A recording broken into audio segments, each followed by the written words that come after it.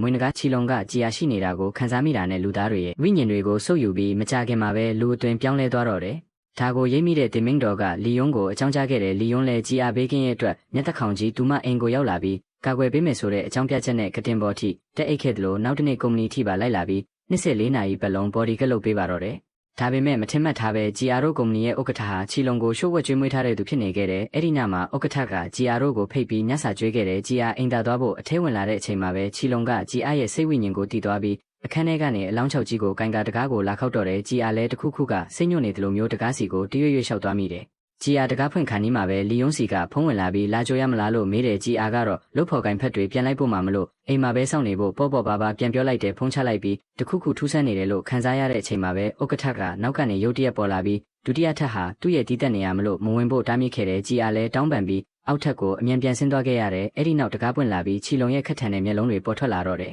ဂျီအာအိမ်ပြန်ရောက်တဲ့အခါအိမ်ရှိမှာထူးဆန်းတဲ့ပါဆယ်ထုတ်တစ်ခုတွေ့လို့ဖွင့်ကြည့်တော့မျက်မှန်တလက်နဲ့စာတစောင်ဖြစ်နေတဲ့စာထဲမှာမျက်မှန်တက်ပြီးမှန်ထဲကိုတေချာကြည့်ပါလို့ရေးထားတဲ့တစ်ဖက်မှာလည်းဂျီအာအတွက်လက်ဆောင်ဝယ်နေတဲ့လီယွန်းစီလီယန်ကဖုံးဆက်ပြီးဂျီအာကိုအတိတ်ဘဝကတည်ဆုံးခဲ့ရတဲ့အကြောင်းရင်းကိုသိစေမဲ့လက်ဆောင်တစ်ခုပို့ထားတယ်လို့ပြောလိုက်တာကြောင့်လီယွန်းလည်းလက်ဆောင်တွေကိုပစ်ထားခဲ့ပြီးအိမ်ကိုအပြေးလွှားပြန်လာခဲ့တယ်။အဲ့ဒီအချိန်မှာဂျီအာကမှန်ရှိမှမျက်မှန်တက်ကြည့်နေပြီဖြစ်တဲ့အစမှာဘာမှမထူးကြပေမဲ့မျက်မှန်ကိုပြန်ချွတ်ခါနီးမှာမှန်ထဲကသူမပုံရိပ်ကငိမ့်သက်သွားပြီးပြန်တက်လိုက်တဲ့အခါအတိတ်ဘဝကဝတ်စုံနဲ့ပုံရိပ်ပေါ်လာတော့တယ်။အတိတ်ဘဝတုန်းကလီယွန်းသူမကိုကိုယ်တိုင်တက်ခဲ့တဲ့နာကျင်စရာမြင်ကွင်းတွေကမျက်စိရှိမှပြန်ပေါ်လာခဲ့တယ်။လီယွန်းအိမ်ပြန်ရောက်တဲ့အခါဂျီအာကမျက်မှန်ချွတ်ပြီးငိုင်းနေပြီဖြစ်တဲ့လီယွန်းကဗာမြင်ခဲ့လဲလို့မေးတော့ဂျီအာကမျက်ရည်တွေနဲ့ရှင်တိတ်ဘဝတုန်းကကျမကိုတက်ခဲ့ပြီးတော့ဒီဘဝမှာဘာလို့ချစ်ချင်အောင်ဆောင်ပြီးလာရှာနေရတာလဲလို့မေးပြီးသူ့ကိုလူလိန်တယောက်လို့သတ်မှတ်လိုက်တယ်။လီယွန်းရှင်းပြခြင်းပေမဲ့အတိတ်ကဆရာတွေပြောခဲ့တဲ့မင်းတို့နှစ်ယောက်တူရှိရင်တယောက်ယောက်ကအခြားတယောက်ကြောင့်တရားလိမ့်မယ်ဆိုတဲ့စကားကိုတတိယသွားပြီးဂျီအာနဲ့လမ်းခွဲဖို့အတွက်တမင်တကာရက်ဆက်တဲ့သူလိုဟန်ဆောင်ပြီးစက္ကနာတွေထိုးကထွက်ခွာသွားခဲ့တော့တယ်